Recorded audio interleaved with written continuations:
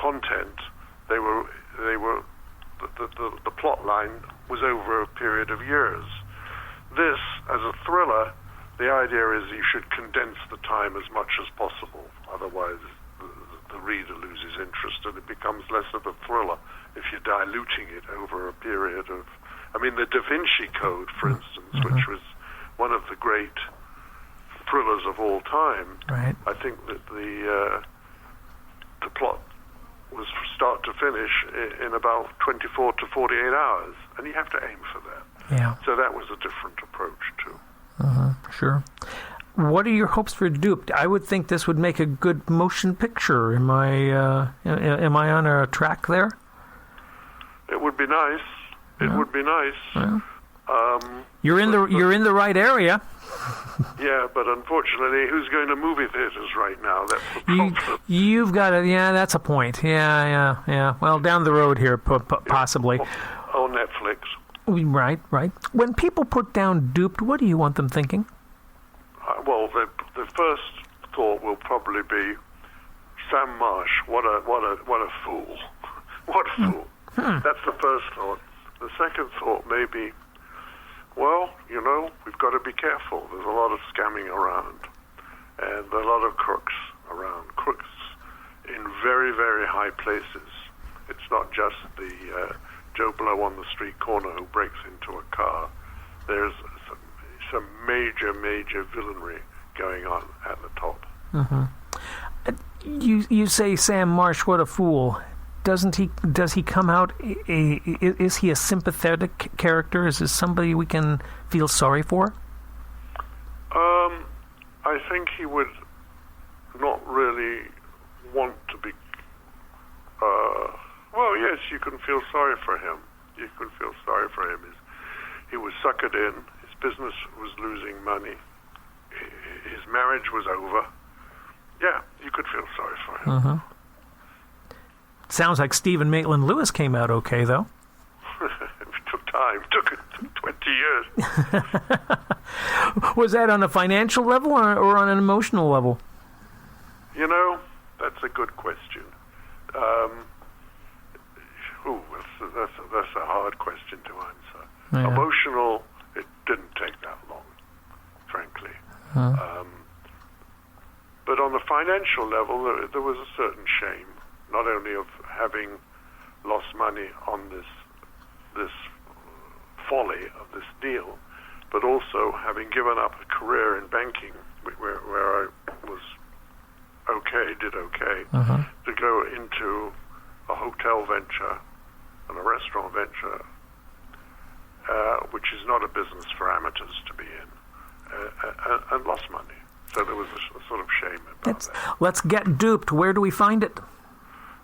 Amazon, Barnes & Noble, Walmart, and your friendly local bookstore would be happy to order it for you, I'm sure. But Amazon, Barnes & Noble, Walmart. All the usual online suspects. All the usual. There we go. All the usual culprits. Stephen Maitland-Lewis there, and his novel is called Duped, D-U-P-E-D. And if you would like to know more, you can go to his website, maitlandlewis.com. You can also go to Amazon and pick up the book. I'm sure it's a very good read. I'm certain it's going to be very fascinating. But that's not all about Stephen Maitland-Lewis. He also had a very deep personal friendship with one of the greats in American music. And we will talk about that in our next edition of Conversation Collage.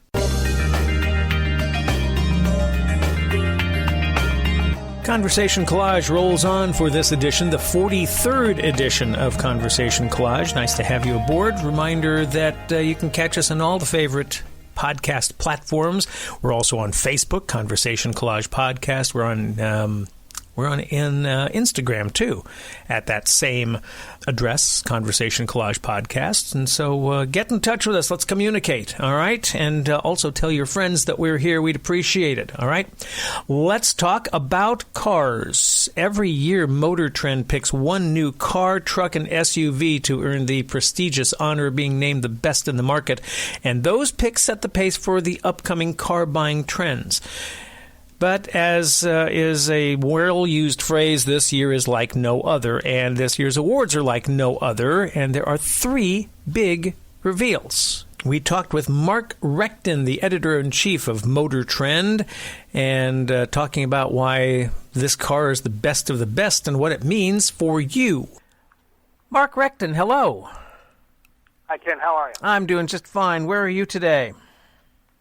I'm in sunny El Segundo, California. Oh, where are you? We're in cloudy, windy, rainy Wenatchee, Washington. So, where all the apples come from. So, anyway. Is that Eastern State? That's right in the middle, pretty much. Right in Central Washington, North Central. So, anyway, nice to have you on board here. So, let's talk about the 2021 Car of the Year for Motor Trend magazine. How does Motor Trend go about selecting the Car of the Year? What factors go into it? Sure thing. So, for the 2021 model year, the vehicle either has to be all new or significantly redesigned. And for this year's test, that meant there were 18 vehicles, which had 30 variants, either different by body style or powertrain. And so what we do from that is take those 30 vehicles and drive them for about 2 weeks, split between instrumented testing on closed tracks. We use Auto Club Speedway out in Fontana, California, to get all the main instrumented numbers, 0 to 60, 60 to 0, braking time, cornering, precision, things like that. Mm-hmm. After that, we then go out onto real-world drive loops. Actually, the one we use this year is also one used by several manufacturers, so we know it's legit. And then we get a better sense of what the cars are about. Now, the tricky thing is, you might be asking, how do you compare a $25,000 Nissan against a $200,000 Porsche? Right. Well, you can't. So what we do is we rate each car on its own merits by going through our 6 key criteria, which are safety, efficiency, value, advancement in design, engineering excellence, and performance of intended function. So when we ran the field of 30 through those metrics, we came to a field of 6 finalists. Mm-hmm. And those were the BMW 8 Series Grand Coupe, the Hyundai Sonata, the Mercedes-Benz CLA, the Nissan Sentra, and the Porsche Taycan. But there was one that really just stood out from all the rest. Okay, well, now comes the grand reveal. But before I say that, I'm saying I was going to say you have a very a wide, diverse class there, from what you might call your basic car to your more luxury brands and performance names. So, who was it? What is the Motor Trend Car of the Year for 2021? Motor Trend is proud to announce that its 2021 Car of the Year is the Mercedes-Benz E-Class. Ooh. Now, here's the interesting thing. You're going to see on the cover of the magazine, you'll see it on the website, it's a picture of a sedan. This honor goes to the entire E-Class lineup: sedan, wagon, coupe, convertible. That alone is this magnificent engineering achievement, because you're basing all this off the same platform. And usually there will be weak spots. You know, as soon as you take the roof off of the coupe to make it a convertible, its handling falls apart. As soon as you change a sedan into a wagon, the interior noise just goes up by factors of you know what, because it doesn't have a trunk. And so this is the kind of challenge that Mercedes faced in doing an E-Class equally well across all these different body styles. And they nailed every single one. I don't know how many all-nighters they did, but it must have been many of them.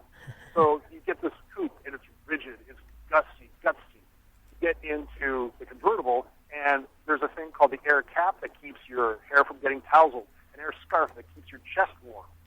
You get into the sedan, it provides beautiful, just family driving pleasure. It feels just like you expect a Mercedes would. And then there's the AMG E63S wagon, which is just a thunderbolt and defies anybody's definition of a Montessori mobile.